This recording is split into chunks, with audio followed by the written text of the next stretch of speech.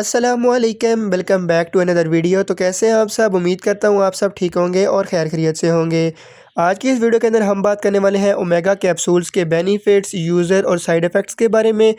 Omega capsule के क्या फ़ायदे हैं, क्या है इन कैप्सूल्स का तरीका इस्तेमाल और इन कैप्सूल से क्या क्या आपको नुकसानात हो सकते हैं, मैं आपको इस 3 मिनट की वीडियो के अंदर मुकम्मल डिटेल बता दूँगा। तो वीडियो आप एंड तक वॉच कर लें ताकि आप ओमेगा कैप्सूल्स के फ़ायदे, नुकसानात और तरीका इस्तेमाल जान सकें। चलें वीडियो स्टार्ट करते हैं बगैर आपका टाइम ज़ाया करते हुए।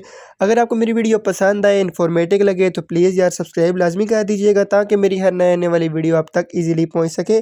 चलें वीडियो स्टार्ट करते हैं बगैर आपका टाइम ज़ाया करते हुए। ओमेगा कैप्सूल का आपने जब भी इस्तेमाल करना है या कोई भी मेडिसिन आप यूज़ करते हैं तो डॉक्टर की हिदायत के मुताबिक ही उसको इस्तेमाल किया करें। ओमेगा कैप्सूल के अंदर जो फार्मूला यूज़ किया गया है वो मेप्राज़ोल है। ये 20 mg एंड 40 mg के अंदर कैप्सूल्स पाए जाते हैं।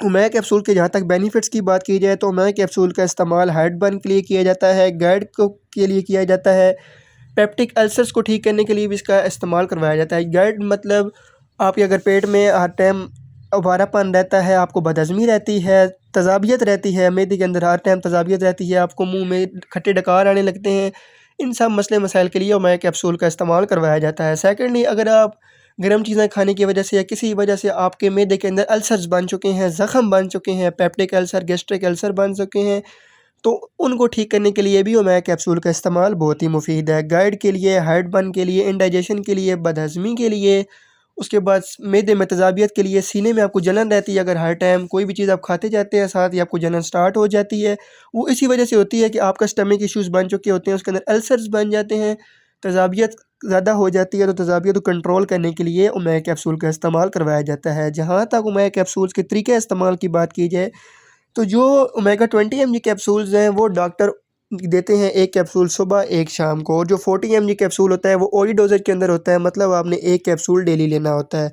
वो डॉक्टर देखते हैं कि पेशेंट की हदायत के मुताबिक ही उसको यूज़ करवाते हैं। जहाँ तक ओमेगा कैप्सूल के साइड इफ़ेक्ट्स की बात की जाए कि ओमेगा कैप्सूल के नुकसानात क्या हो सकते हैं, इसको आपने ज़्यादा आदत नहीं बनानी, मतलब ओमेगा कैप्सूल का आपने बहुत ज़्यादा इस्तेमाल भी नहीं करना, या कोई भी आप ओमेप्राज़ोल में मैदे के लिए कोई भी मेडिसिन आप यूज़ करते हैं तो उसको 1 मंथ से 2 मंथ से ज़्यादा इस्तेमाल आपने नहीं करना, नहीं तो आपका मैदा इस चीज़ के ऊपर मतलब एक कायल हो जाता है कि आप मैं खाते रहेंगे तो आपका स्टमक ठीक रहेगा, अदरवाइज़ ख़राब हो जाएगा।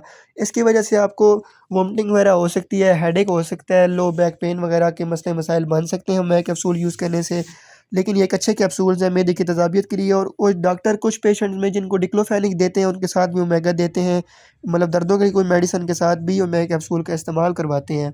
तो ये थी आज की वीडियो। उम्मीद करता हूँ आपको मेरी वीडियो पसंद आई होगी। इसी तरह की मज़ीद इन्फॉर्मेटिव वीडियो देखने के लिए मेरे चैनल विज़िट करें और सब्सक्राइब करें। इंशाल्लाह मिलते हैं अगली वीडियो के अंदर। इतनी देर के लिए अपना ख्याल रखिएगा, दुआओं में याद रखिएगा और चैनल को सब्सक्राइब करना ना भूलिएगा। अल्लाह हाफ़िज़। Thanks for watching.